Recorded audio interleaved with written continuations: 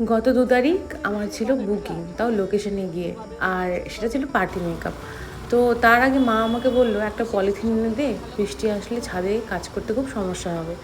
তো পলিথিনটা এনে দিলাম, এনে দিয়ে যেই না গাড়িটা দাঁড় করিয়েছি অমনি বৃষ্টি, এত জোরে বৃষ্টি চলে এলো যে আমাকে বৃষ্টির জন্য আবার ওয়েট করতে হলো ক্লায়েন্টের বাড়িতে যাওয়ার আগে। আর আমাদের এই যে রাস্তাটা দেখতে পাচ্ছ, এটা প্রত্যেকবারই বর্ষার আগের থেকে ভাঙা শুরু হয়, আর এই পুরো বর্ষাটা কমপ্লিট হতে হতে এটা চুরমার হয়ে যাবে। তো কেন জানি না প্রত্যেক বছরই রাস্তাটা প্রচণ্ডভাবে নষ্ট হয়। আর আমরা ক্লায়েন্টের বাড়িতে যে যাচ্ছি, সেই ক্লায়েন্টের বাড়ি কিন্তু খুব একটা দূরে নয়, আর তোমরা তো অনেকেই চেনো, আর নতুন করে কী বা ওদের আমি চেনাবো, তোমরা সবাই তাদেরকে চেনো। তো আমরা লোকেশনে পৌঁছে গেছি, আর পৌঁছে গিয়ে এই রাস্তাটা দিয়ে নামার সময় ভীষণ ভয় লাগছিলো, কারণ এতটাই বর্ষার, এত স্লিপি, আর স্কুটির চাকা তো জানোই কী হারে স্কিড করে, আমার ভীষণ ভয় লাগছিলো। আর আমার স্কুটিটার বয়সও হলো অনেকটাই, তো যদিও স্কুটিটা আমাকে ধোকা দেয় না, কিন্তু তবুও একটু সাবধানের তো মান নেই। তো লোকেশনে পৌঁছে দেখি খুব সুন্দরভাবে ডেকোরেশন হয়েছে এই কাকুর মেয়ের প্রথম জন্মদিন। তো জন্মদিনের এই হচ্ছে ডেকোরেশন, আর আমাকে বললো তুই তো স্পেশাল গেস্ট, তুই গাড়িটা নিয়ে গিয়ে বাড়ির ভিতর ঢুকিয়ে রাখ।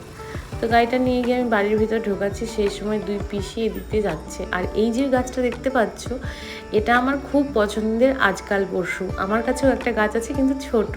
আমি তো এখানে বড় গাছটা দেখে খুব খুশি হয়ে গেলাম। আর বান্ধবীর বাড়ি আর আমার এই ক্লায়েন্টের বাড়ি কিন্তু পাশাপাশি, তারা রিলেটিভ। আমার বান্ধবীর কাকি শাশুড়ি হয়। আর এই দেখো পুরুষ ফুল, লাল পুরুষ ফুল আমি কখনো হাত দিয়ে দেখিনি, আমি কোনো পুরুষ ফুলই হাত দিয়ে দেখিনি। তো হাত দিতে না দিতেই ফুলগুলো খুলে হাতে চলে এলো। একটু খারাপই লাগছিলো যে ফুলটায় হাত দিলাম আর ফুলটা খুলে এলো, কিন্তু ফুলটা ভীষণ নরম।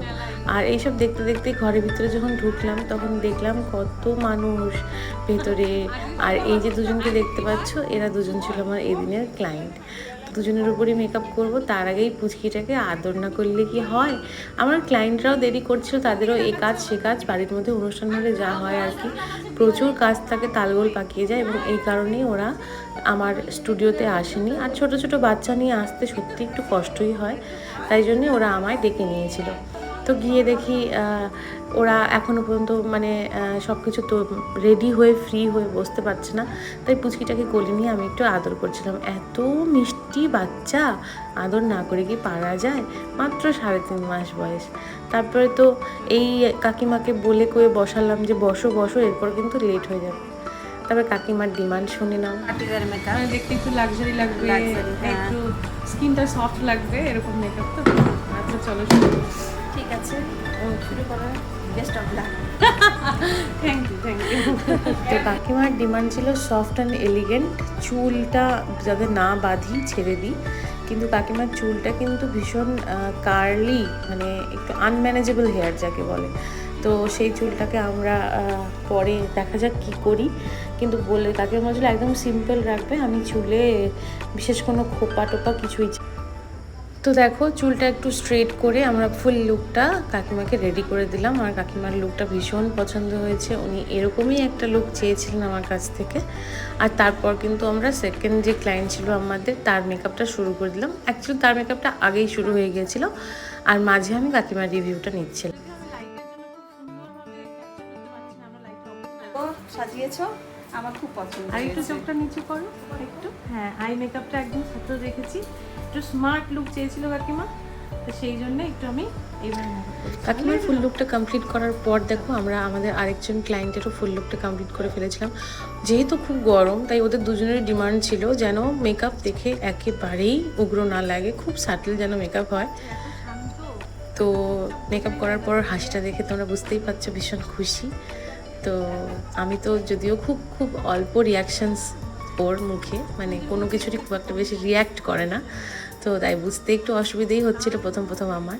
তো তারপরে আমি ডেকোরেশন এখানে এসে দেখি খুব সুন্দর এবং খুব ইউনিক একটা ডেকোরেশন। আমি আগে কখনো এরকম ভেতরে এই কালার দিয়ে কাজ করতে দেখিনি, এবং ব্ল্যাক কালারের কাপড়ের উপরে আমি কখনো দেখিনি সিকোয়েন দিয়ে কাজ করা।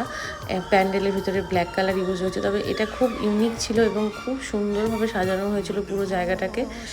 দেখেই মনে হচ্ছিল যে একটা খুব সুন্দর একটা অ্যারেঞ্জমেন্ট, আর তার সাথে বিভিন্ন ধরনের খাবার ছিল। আমি যদিও প্ল্যান করে যাইনি যে আমি পার্টিটা অ্যাটেন্ড করব, তাই আমি সেদিন আমার শরীরটাও ভালো ছিল না বলে আমি কোনো মেকআপও করিনি, কিচ্ছু না। আর এই গরমে মেকআপ করে না অন্যদের মেকআপ করা যায় না, এটা ভীষণ টাফ, আমার জন্য তো খুবই টাফ। তো আমি তো ভেবেছিলাম আমি যাবো, সাজাবো, চলে আসবো, কিন্তু কাকু তো নাচর বান্দা, না ঢুকতেই হবে। কাকু কাকিমা দুজনেই পাগল করে দিল, না ঢুকতেই হবে, খেতেই হবে। তারপরে তো ঢুকেই গেলাম। আর আমাকে যেহেতু এখানে সবাই চেনে, তো নো চাপ, আমি কেমন দেখতে না দেখতে সবাই জানে, তো সেটা নিয়ে আমি আর মাথা ঘামাই না। আর তো তারপরে আমি একে একে দেখো খাবারগুলো, অনেক সুন্দর সুন্দর খাবারও ছিল এখানে। প্রথমে ডাল নিলাম, আমি লুচি খাইনি, ডাল নিলাম। তারপরে আলুর দম ছিল, পটল পোস্ত ছিল, এগুলো দিয়ে খেলাম। তারপরে মাছ আনলাম, মাছ খেলাম। চিতল মাছের মুইঠাও ছিল, মাটন ছিল, রসগোল্লা ছিল, সন্দেশ ছিল, চাটনি, পাঁপড়, নানান ধরনের আচার, স্যালাড সব ছিল।